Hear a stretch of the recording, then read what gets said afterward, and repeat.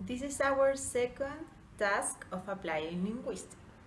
Now we are going to present two different schools with contrary realities. But the main goal of these presentations is to analyze the teaching practice of our teaching in our ILA. The first school that we are going to present is San Ignacio del Bosque. This is a private school which is influenced by Jesuit values. So the student's family possess a high economic status. This is a school located in Providencia. English class is divided in two groups. It means 18 students per class. So they have a very good environment to develop the language. And also they have 8 hours of English class per week. Therefore, they have 1 hour of English per day. We can see easily that students are exposure to language every day of the week. So the second school is Escuela Bilingüe República del Paraguay, which is a public school located in Recoleta. According to this ethnographic research, we can see that this school have a low economic status and also their families. So the main characteristic of this school is that it's one vulnerable. Another important fact is that this school have 3 hours of English classes per week. So they are not too much exposure to language, and most of these English classes are made in Spanish. Going back to San Ignacio School, I'm going to tell you the English materials that they use in the class. So they work on Oxford Explorers with the class book and activity book. They use Oxford iTools. Now they are working on a reading comprehension. In each classroom they have a TV or a projector to show the activities or videos to the class. They have a music festival and a computer lab. In all these activities mentioned before, they try to improve their skills, listening, reading, and writing. So we can realize that San Ignacio School have a lot of resources to improve and to acquire new language. When we refer to Escuela del Paraguay, we can say that the materials that they usually use are dictionary from Mineduc and flashcard provided by the teacher.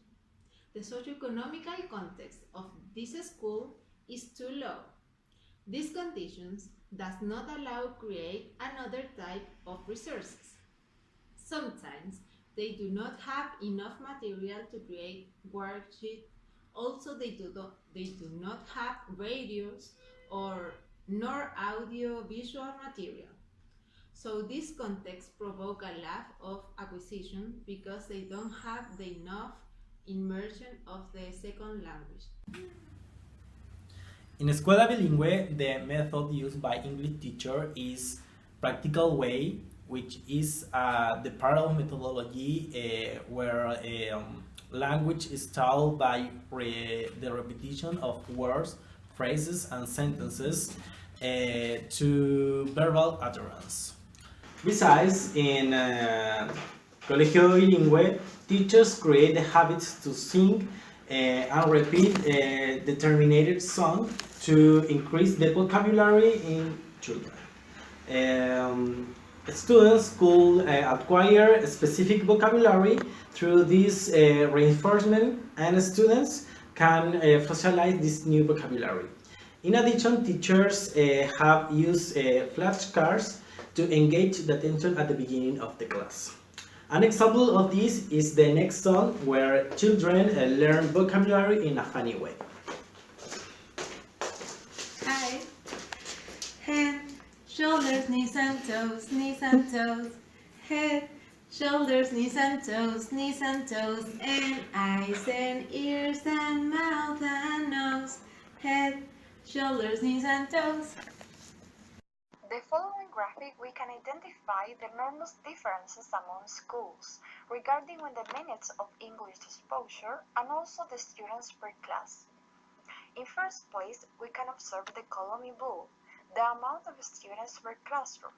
In San Ignacio School, they are 18 students. In Escuela del Paraguay, they are 44 students.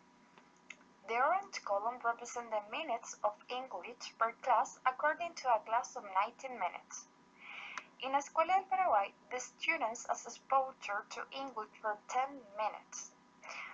In the contrary, San Ignacio students are exposed to English between 80 and 85 minutes. It is possible to observe the huge gap between schools.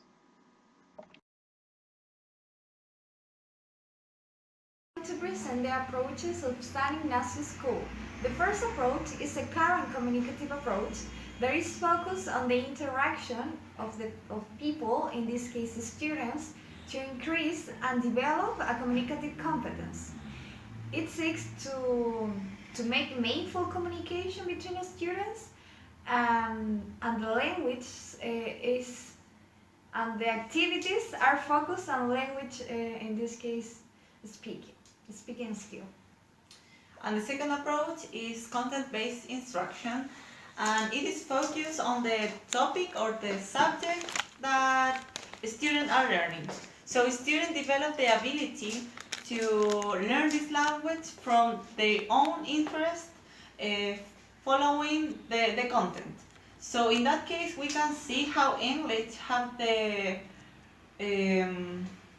how English can be applied in different ways, and because this is not a content that you are learning, so it's a skill that you are developing. So English you develop through the content that is from the interest from the student. Those approaches are integrated through following examples. First of all, choose a partner and read aloud the dialogue of the text. In this case, they are integrated what they are learning and choose a partner because they are interacting each other. The second example is when the teacher said, "Nice job, it was almost perfect. Did you mean blah blah blah?" This is an example of one of what the teachers try to give a feedback, and immediately feedback, but in a good way. Yes, and also another example is when in this school, for example, make music festival or literature workshop.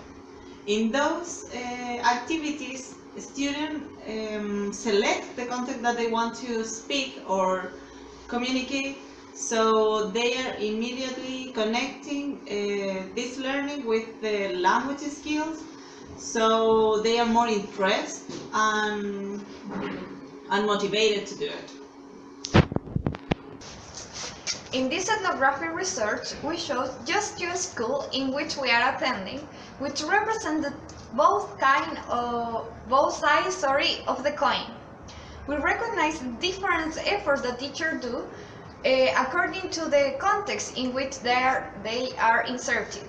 For that reason, we cannot hide the big gap that exists in Chilean education. In this case, private schools deliver different resources to increase the quality of education. On the other hand, public school sometimes should cover student needs not only in academic field. But that reason is important to consider that resources are important in terms of reinforcing the content, but also to provide the most accurate method and opportunities to create an environment that guarantees successful learning process. We criticize the fact that there are other pedagogical instruments which allow language learning. Has the interaction among students inside the classroom. Vygotsky claims that the role of interaction has even greater significance. Interaction between the students contributes not only in the development of an individual internal grammar, but also to the development of the speaking and communicative skills.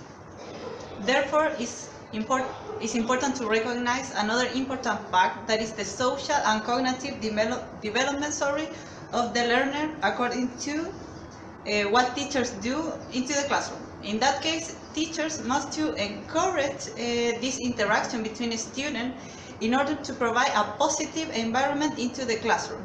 So a positive environment have an effect that is that students feel more comfortable and also learn more.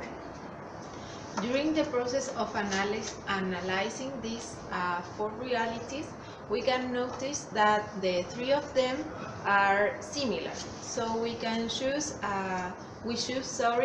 one of representative of the three schools that the name is Escuela de Paraguay. The context doesn't allow the development of the English because of the conditions, but at the same time, teachers know that the practice is the most important thing to acquire the language in those cases. And the first part of the reality is the Escuela de Paraguay, where the conditions are not allowed the develop of this English because they don't have space, they don't have materials, they don't have resources. So the practice and the motivations only depends depends on the teachers. And in the second one, we have the San Ignacio School, where the students can select what they want to develop in English, like literature review, act, or whatever that they want to do to develop the English, these skills that they learn during the previous classes.